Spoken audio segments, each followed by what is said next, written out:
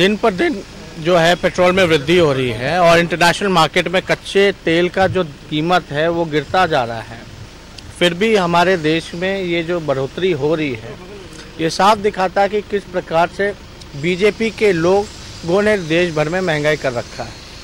और मेरा मानना है कि सिर्फ पेट्रोल डीजल ही की कीमतें नहीं, उससे काफ़ी और चीज़ों का जो है महंगाई जो है बढ़ती है। ट्रांसपोर्टेशन से लेकर के हर एक चीज़, प्लेन का किराया हो, ट्रेन का किराया हो, हर एक चीज़ों में जो आप देखेंगे पेट्रोल में डीजल के दामों को बढ़ने के बाद वृद्धि होती है। और हमने तो पहले भी कहा कि दोबारा मोदी जी अगर आ गए गलती से तो डबल सेंचुरी भी मार देंगे।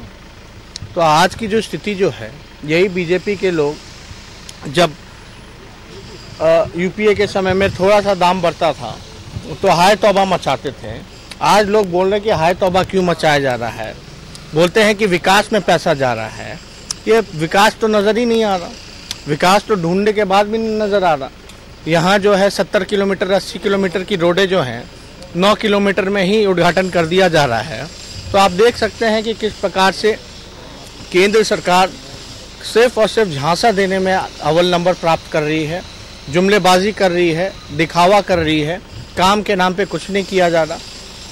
और अगर सारा समय अगर प्रधानमंत्री जी का अगर निकाला जाए विदेशों दौरा में और इलेक्शन में प्रचारों में, अगर कैलकुलेट कीजिएगा 4 साल में, तो आपको समझ में ही नहीं आएगा कि इन्होंने काम कब किया। एक सवाल ये भी है कि नीतीश कुमार अपनी राष्ट्रीय छवि बनाने के लिए राजस्थान जा रहे हैं, कई राज्यों में विधानसभा चुनाव लड़ने की तैयारी में हैं और कल उनका राजस्थान में जनसभा भी है। देखिए, अब नीतीश जी का जो आप बता रहे हैं बार बार, अभी कर्नाटका में चुनाव हुआ, उससे पहले दिल्ली में भी चुनाव लड़ रहे हैं, पूर्वांचलों के इलाकों में भी उन्होंने चुनाव लड़ने का काम किया, लेकिन स्थिति क्या हुई, हर जगह जमानत जब्त हुआ। होना यही है, राजस्थान में भी उनका जमानत जब्त होना है। तो अब प्रयास कर रहे हैं, उनकी अपनी पार्टी है, अपना अपना चुनाव लड़ के आजमाने की कोशिश कर रहे हैं, लेकिन कोई फ़र्क होने वाला नहीं। और कहीं ना कहीं से जाति समीकरण करके वो बीजेपी को जो है वो फ़ायदा पहुंचाना चाहते हैं, इस प्रयास में वो लगे हुए हैं। अच्छा, महागठबंधन में रहते हुए नीतीश कुमार ने नोटबंदी की जम के तारीफ की थी, लेकिन अब ऐसा क्या हो गया कि बैंकर्स मीट में उन्होंने नोटबंदी के को भी लथाड़ा और दूसरा जो पैसा लेके बड़े बड़े लोग जो भागे हुए बैंक के उस पर भी, और उस दिन कहा जिस दिन मोदी सरकार का 4 साल पूरा हो रहा था। आखिर क्या मैसेज देना चाह रहे थे नीतीश कुमार? नहीं, नीतीश जी को हर एक चीज़ जो है समझ जो है देरी से आती है। इस बार जो समझ है वो देरी से आई है।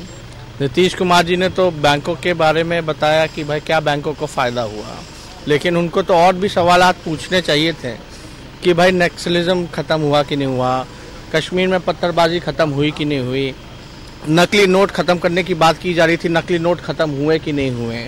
तो नीतीश कुमार जी तो अब ये ना हो आगे चल के ये बोल दें कि नोटबंदी जो है देश का सबसे बड़ा घोटाला भी है।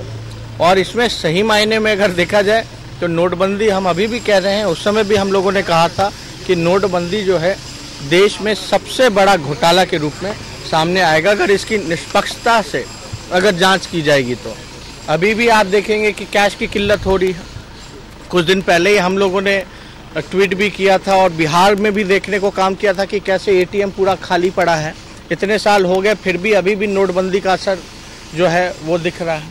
लेकिन जो बैंक के जो लोग हैं, जिस प्रकार से नीतीश जी को अब समझ में आ रहा है कि ललित मोदी भाग गए, विजय माल्या भाग गए, नीरव मोदी भाग गए करोड़ों करोड़ रुपए लेकर के, तो नीतीश कुमार जी को तो साफ अपना तय करना चाहिए ना एजेंडा कि आप बीजेपी में भी रहते हैं और वही बीजेपी के लोग जो हैं बिहार को विशेष राज्य का दर्जा नहीं देते हैं, साफ मना करते हैं, स्पेशल पैकेज नहीं देते हैं। फिर भी आखिर क्या मजबूरी है, कौन सा फाइल का डर है कि वो बीजेपी के साथ चिपके हुए हैं? क्या दबाव की तो कहीं ना कहीं से आप देखिएगा हमारे चाचा डरपोक हैं और डर के कारण वो बीजेपी में जो है चिपके हुए हैं। वरना आप देखिएगा पटना सेंट्रल यूनिवर्सिटी का जो है दर्जा नहीं प्राप्त मिला, साफ नकार दिया गया। जो भी मांगे रही हैं, बिहार को जो अधिकार मिलना चाहिए था, जिसका शुरुआत में आरजेडी का देखा देखी इन लोगों ने भी आंदोलन शुरू किया था, बिहार को विशेष राज्य का दर्जा मिले, लेकिन कहाँ प्राप्त हो पा रहा है। अब सुनने में आ रहा है कि अब फिर ऐसा लग रहा है, लोग कह रहे हैं चर्चा का विषय है, क्योंकि ऐसे कारनामे ये कर चुके हैं इतिहास में 4 साल में 4 सरकार बनाएगी तो लोगों को ये आस है कि भाई हो सकता है कि नीतीश कुमार जी फिर से जो है हमारे चाचा पलटी मारेंगे, लेकिन पलटी मारेंगे तो जाएंगे कहाँ? आप लोग एक तरफ कुआं है, एक तरफ खाई। तो अब देखिए, हमारी जनता जो हमारे लोग हैं, हमारे समर्थक हैं, नीतीश जी को नहीं चाहते हैं। उन्होंने जनादेश के साथ अपमान करने का काम किया है। हम तो इस विषय में सोचते भी नहीं। अब वो अपना क्या विकल्प बनाएंगे नहीं बनाएंगे तो समय बताएगा और वो उनकी नीति बताएगी।